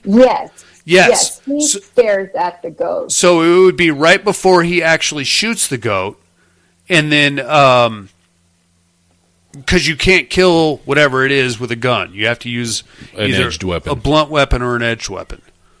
So, okay, I'm going off on a whole ass tangent here. Who might I be this week, you ask? Well. Ladies and gentlemen, I have been tasked with taking, I think, my cousin's kids trick-or-treating on Halloween. And we were having a great time. We got out. We did some trick-or-treating. Everything was good. Turns out I got probably a 14-year-old girl and maybe a 10-year-old boy. And we went out, canvassed the neighborhood, came back. For some damn weird reason, we decided to carve pumpkins after the trick-or-treating, which doesn't make a whole lot of sense. But the girl is working on the pumpkin. The boy is watching Night of the Living Dead, which, by the way, is in every single Halloween movie ever. Mm-hmm. They have to watch Night of the Living Dead, as we just saw in Trick. As he's doing that, he's going through the candy loot bag that he just brought back and finds himself a weird VHS tape. Now, these kids want to watch the tape, and I'm thinking to myself, that's going to be either a snuff film or some kind of gay sex thing. So what I'm going to do, I'm going to send their fucking asses to bed. I'll put the tape on myself, see what I see, and if it's suitable for kids, maybe I'll bring them back. Or it might involve alien abduction. It might involve a very bloody murder at a train station. It might involve a high beams urban myth type of a deal. It might even involve one of our very favorite killer clowns, dudes. Who might I be, you ask? Tune in next week and I'll drop some knowledge on you, inmates. In the meantime, like, comment, subscribe wherever you found this show. Helps our visibility quite a bit. We do have a Patreon campaign running if anybody cares. Just go to paddedroompodcast.com. You'll find all the links, the T-Villain stuff, the Patreon campaign, almost 700 of our back shows. They're all there. You're going to love it. Other than that, join us next week for October Bloodlust, kicking off in October, headed towards Halloween. We don't have a theme for next month. We're just going to watch a shit ton of horror movies. We're going to tell you about every single one of them. Expect every show to be at least 2 to 4 hours. Maybe even longer. I don't know. Monica has a lot of time on her hands, and she's going to tell us all about all the weird shit. And she's got a fucking pirate ship, dude. So she's going to watch movies that we're not going to see until 2027 and let us know about. She's going to watch movies that haven't been made yet. That's what I'm saying, man. She's got a pirate ship time machine, dude. It's bananas. Other than that, you guys got anything else on the week? No, thanks for listening, everybody.